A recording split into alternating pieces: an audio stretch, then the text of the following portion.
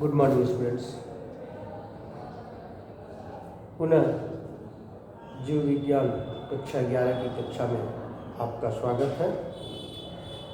आज की कक्षा में हम लोग उसके आगे, उसके पहले वाले टॉपिक के आगे कोशिका विज्ञान अध्याय के अंतर्गत हम लोग अध्ययन करेंगे।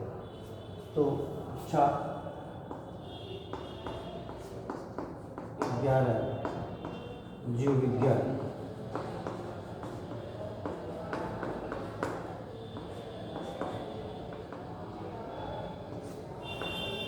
में कोशिका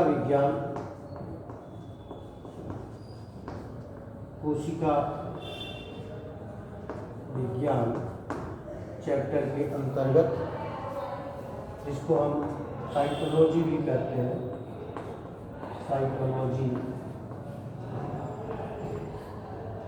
कहते हैं, इसके अंतर्गत हम लोग आज अध्ययन करेंगे, जिसमें हम कोशिका की संरचना और उसके कार्यों के बारे में समझेंगे।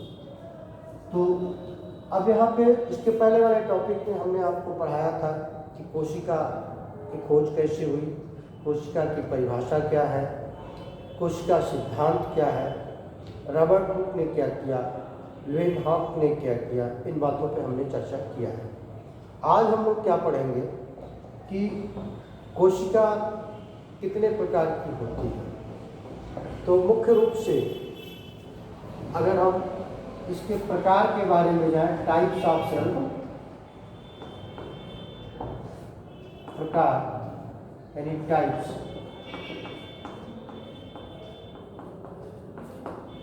तो मुख्य रूप से कोशिका दो प्रकार की होती है।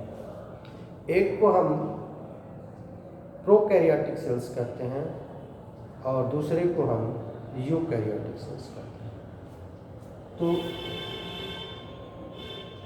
प्रोकैरियोट्स या प्रोकैरियोटिक सेल्स, प्रोकैरियोटिक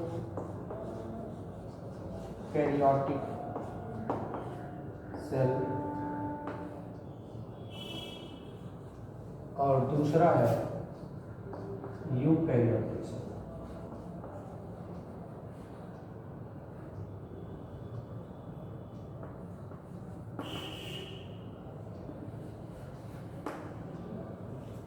अब यहीं पर हम इन दोनों के अंतर भी समझने का प्रयास करेंगे कि दोनों में विभेद क्या है, दोनों में डिफरेंस क्या है।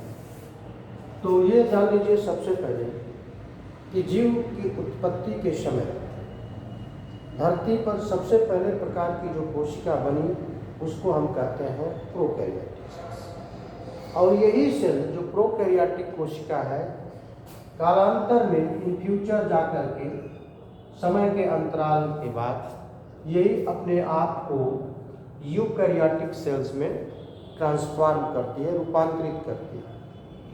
तो अब आपके दिमाग में एक प्रश्न अवश्य आ सकता है कि वर्तमान में क्या सारी प्रोकैरियोटिक कोशिकाएं यूकैरियोटिक सेल्स में बदल गई हैं? नहीं, ऐसा नहीं। आज भी प्रोकैरियोटिक कोशिका पाई जाती है और यूकैरियोटिक कोशिका भी पाई जाती है। ठीक उसी तरह से जैसे माना जाता है कि जीव की उत्पत्ति के समय साधारण जीव पहले उत्पन्न हुए और जटिल जीव बाद में उत्पन्न हुए। अमीबा, पैरामीशियम, यूग्लिना जैसे प्रोटोजोअन्स वो पहले आए धरती पर यूनिसेलुलर, और बाद में मल्टीसेलुलर मनुष्य जैसे जंतु उत्पन्न हुए। लेकिन आज भी दोनों का अस्तित्व धरती पर बना हुआ है। ऐसा नहीं है कि सारे के सारे जो है प्रोटोजोअन्स या एक कोश की जंतु सब मनुष्य में बदल गए और फिर जो है धरती पर केवल मनुष्य पाए जाते हैं, ऐसा नहीं है। प्रत्येक श्रेणी के कोई न कोई जंतु अवश्य पाया जाता है, लेकिन बहुत सारे ऐसी श्रेणियां हैं इस पद सोपान में वर्गीकरण के या उद्विकास में। जैसे साधारण जीव से जब जटिल जीव बनता है, तो एक उदाहरण समझिए, जैसे कोई ए जीव था, वो बना, फिर उससे बी बना, फिर सी बना, फिर डी बना, लाइक दैट, इस तरह से। तो ऐसा नहीं है कि ए अगर आज डी है तो ए खत्म हो चुका है, नहीं, ऐसा नहीं। ए भी है, बी भी है, सी भी है। हाँ, ये हो सकता है कि बी ना हो, बी विलुप्त हो चुका हो, खत्म हो चुका हो, लेकिन सी हो। तो ए और सी है लेकिन बी नहीं है। तो ऐसे बहुत सारे उदाहरण हैं जहाँ पर जो है सीधा विकास का सीधा क्रम नहीं मिलता, हमको बीच बीच में गैप मिलता है। तो हम उनके लक्षणों के आधार पर उनको स्थापित कर लेते हैं काल्पनिक रूप से कि ऐसे जीव रहे होंगे, ये इनके पूर्वज रहे होंगे और या ये इनके वंशज होंगे। तो इस तरह से ठीक इसी तरह से यहाँ भी आज भी जो है प्रोकैरियोटिक सेल्स पाया जाता है और यूकैरियोटिक सेल्स पाए जाते हैं। अब प्रोकैरियोटिक सेल्स के जो है मुख्य लक्षण क्या है, मेन कैरेक्टरिस्टिक, क्यों हम इसको प्रोकैरियोटिक्स कहते हैं? तो पहला जो है उदाहरण कि प्रोकैरियोटिक सेल्स ऐसी कोशिकाएं होती हैं जो जिनमें केंद्रक नहीं पाया जाता, दे आर विदाउट न्यूक्लियस। तो इनमें they are without true nucleus.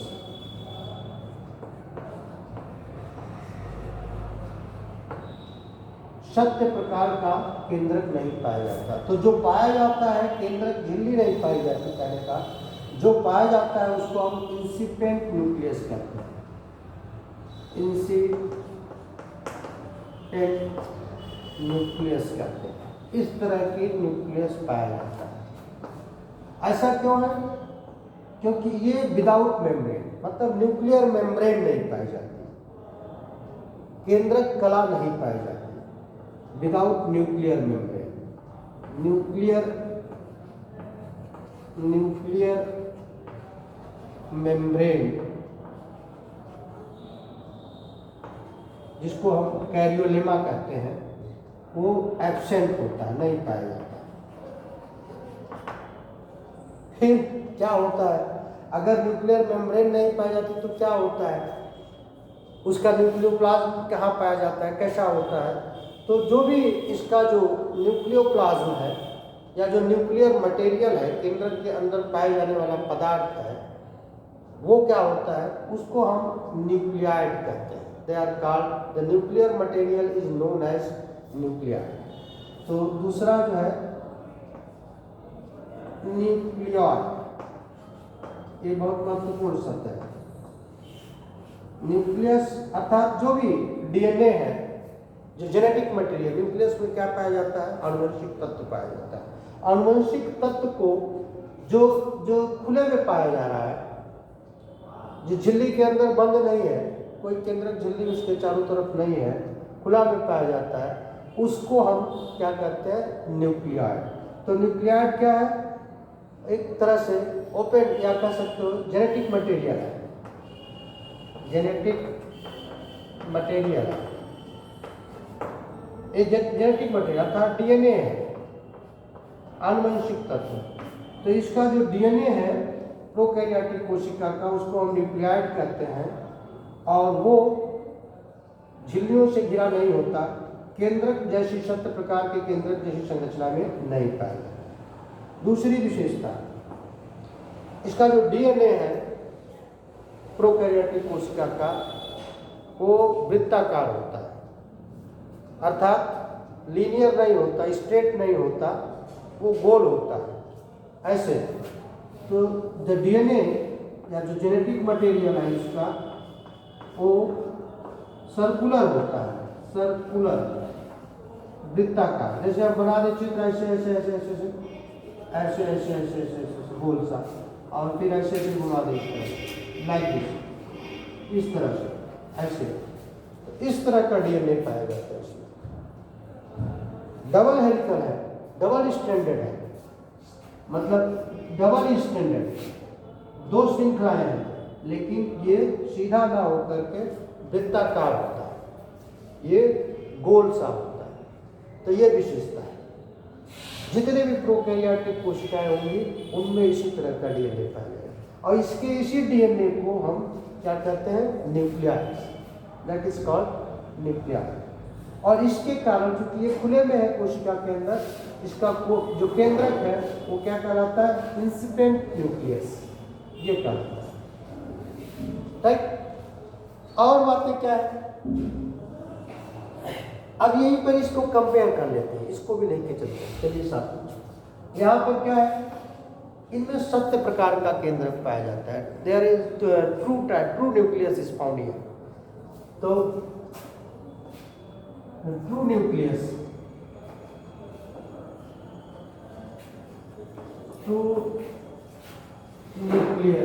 Is found here, पाया जाता है। 7 प्रकार का न्यूक्लियस पाया जाता है। क्यों कहेंगे 7 प्रकार का? क्योंकि उसमें न्यूक्लियर मेम्ब्रेन पाई जाती है, केंद्रक कला पाई जाती है। तो true nucleus is found with karyolemma, केंद्रक कला या न्यूक्लियर मेम्ब्रेन। जो केंद्रक की झिल्ली है उसको कैरियोलिमा भी कहते हैं, उसके साथ छिपाया 7 प्रकार। दूसरी चीज न्यूक्लियाइड, यहाँ न्यूक्लियाइड पाया जाता है, लेकिन वहाँ पर क्या पाए जाएंगे, वहाँ पर गुणसूत्र पाए जाते हैं, क्रोमोसोम्स पाए जाते हैं। तो यहाँ पे जो है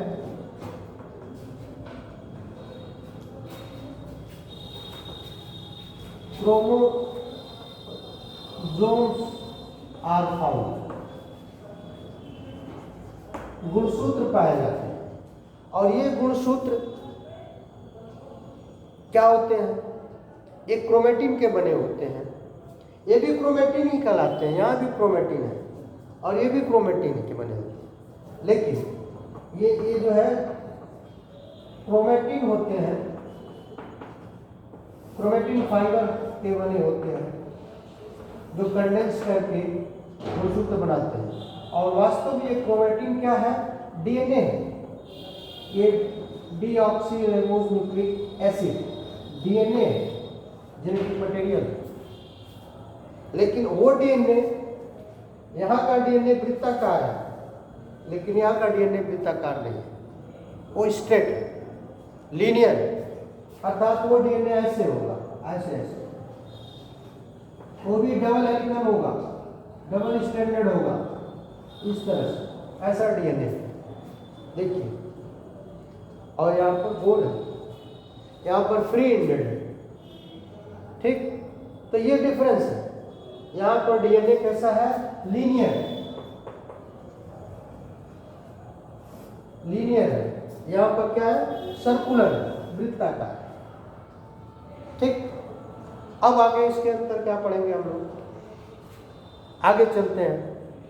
एक और अंतर यहाँ बता देता हूँ, इनके डीएनए के साथ जब एक क्रोमेटिन फाइबर बनाते हैं या गुणसूत्र बनाते हैं, डीएनए कंडेंस होता है, क्रोमेटिन बनाता है, क्रोमेटिन कंडेंस होता है, गुणसूत्र बनाता है, संघनन होता है और मोटे हो जाते हैं। एक और यहाँ इसके संघनन के लिए कैसे कंडेंसेशन उसका होता है, कैसे वो मोटा होता जाता है, तो उसके लिए एक विशेष प्रकार की प्रोटीन पाई जाती है, जो यहाँ पाई जाती है और यहाँ नहीं पाई जाती, जिसको हिस्टोन प्रोटीन कहते हैं, दैट इज कॉल्ड हिस्टोन्स। तो यहाँ पर थर्ड कह सकते हो आप, हिस्टोन्स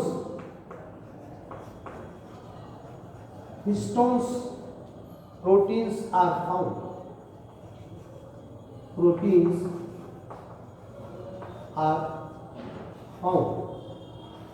पाए जाते हैं हिस्टोन प्रोटीन्स। क्या होते हैं, ये एक तरह से क्षारीय प्रोटीन होते हैं, बेसिक प्रोटीन होते हैं, जो डीएनए के कुंडलन के लिए जरूरी होते हैं। कुंडलन एक आप आगे जा करके हम आपको पढ़ाएंगे, क्रोमोसोमल मॉडल में जो पढ़ाएंगे, क्रोमोसोम्स पढ़ाएंगे, डीएनए का मॉडल आगे जाके पढ़ाएंगे, तो पराकुंडलन पढ़ाएंगे, आप क्वाइलिंग एंड सुपर क्वाइलिंग पढ़ाएंगे। तो वो जो क्वाइलिंग होती है डीएनए की, डीएनए बार बार क्वाइल हो जाकर के मोटा होता जाता है, उसमें हिस्टोन का ही बहुत महत्वपूर्ण रोल होता है। हिस्टोन प्रोटीन, ये क्षारीय प्रोटीन होते हैं, एल्कलाइन प्रोटीन होते हैं, जो पाए जाते हैं, जिनकी सहायता से इनका कुंडलन होता है। तभी तो इतना लंबा डीएनए छोटे से गुणसूत्र में बदल जाता है। तो यहाँ पर ये नहीं पाए जाते, नो हिस्टोन्स। अगर तीसरा लिखे तो no histones, histones are not found, histones absent, histones absent, नहीं पाए जाते। तब भी कुछ कुंडलन इसमें भी होता है, there are some other proteins are there, लेकिन हिस्टोन्स नहीं होते। तो यहाँ पर हिस्टोन नहीं पाए जाते प्रोकैरियोट्स में, और यूकैरियोट्स में हिस्टोन्स पाए जाते हैं। चलिए आगे बढ़ते हैं, थोड़ा और अंतर खोजते हैं इसमें क्या हो सकता है। ऊपर का मैं मिटाता हूँ।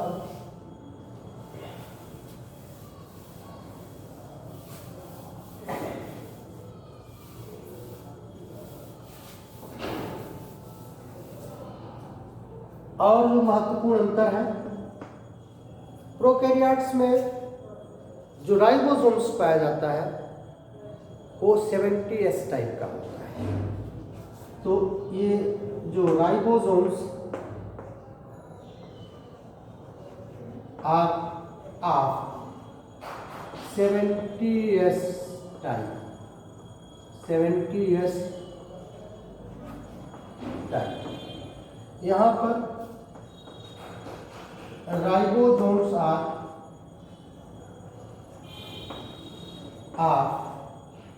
80S type.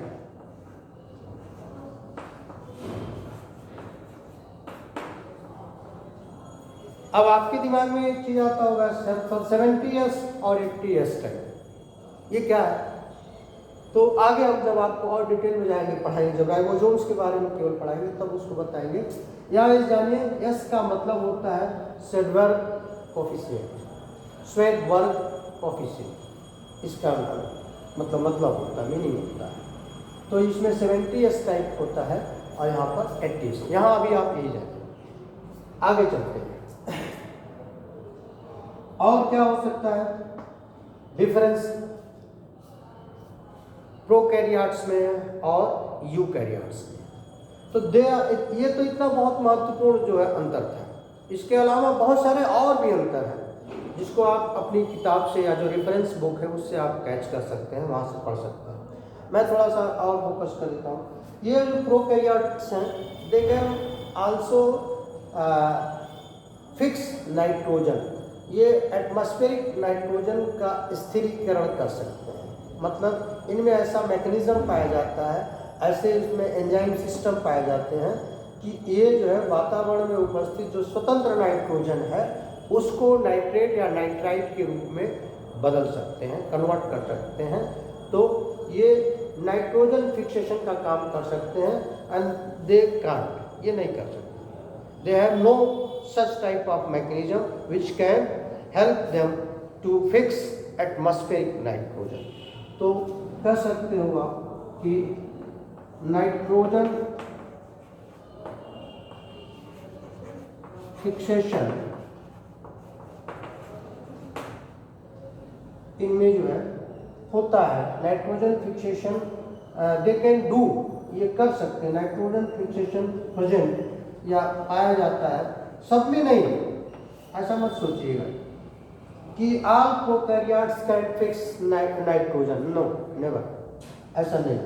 There are certain prokaryotes, कुछ ऐसे प्रोकैरियोट्स हैं, certain bacteria, certain blue green algae, they can fix atmospheric nitrogen.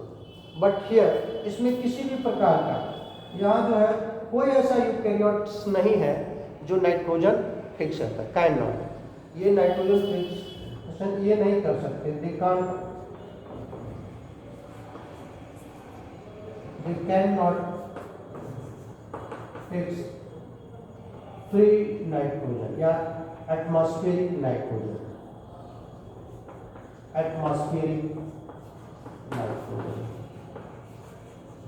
ये नहीं फिक्स कर सकते। इनमें कैपेबिलिटी होती है, हम आगे चर्चा करेंगे इसको, कौन कौन कर सकता है, कैसे करता है, that is another chapter, other topic, वो अलग टॉपिक। तो यहाँ तक हम लोग ये जान गए कि what is the basic difference between prokaryotic cells and eukaryotic cells. अब यहीं पर शॉर्ट में एग्जाम्पल्स, क्या उदाहरण हो सकता है प्रोकैरियोट्स का, कौन से ऐसे जीव हैं, कहाँ ये कोशिकाएं पाई जाती हैं, किन जीवों में पाई जाती हैं, उसको हमको जानना चाहिए। तो प्रोकैरियोट्स का जो उदाहरण है वो है बैक्टीरिया, बैक्टीरिया जीवाणु। बैक्टीरिया भी दो तरह की हैं, आर्की बैक्टीरिया, यू बैक्टीरिया। तो आप आगे उसको जानेंगे। और कौन है? Cyanobacteria, bacteria and cyanobacteria. Cyanobacteria वास्तव में ये ब्लू ग्रीन एल्गी कहलाते हैं, ब्लू ग्रीन एल्गा या एल्गी कहलाते हैं, बीजीए जिसको हम कहते हैं। एक नीली हरी शैवाल, हिंदी में कहेंगे नीली हरी शैवाल, एक प्रोकैरियोटिक। इसके अलावा mycoplasma,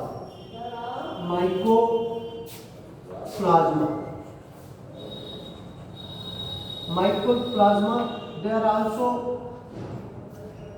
in bacterial category, they are also included in prokaryotic type of cells, उसी में इनको इंक्लूड किया जाता है। They are somewhat different from bacteria, थोड़ा सा जीवाणुओं से इनमें अंतर होता है। तो ये कुछ बेसिक कैटेगरीज हैं जो प्रोकैरियोटिक सेल्स या प्रोकैरियोटिक जीवों के अंतर्गत आते हैं। और आपको बता दें कि हमारे वैज्ञानिकों ने इन प्रोकैरियोटिक जीवों के लिए एक विशेष तरह का किंगडम बनाया है जिसका नाम है मोनेरा। जब आप वर्गीकरण पढ़ेंगे तो वहां पर पढ़ेंगे किंगडम मोनेरा।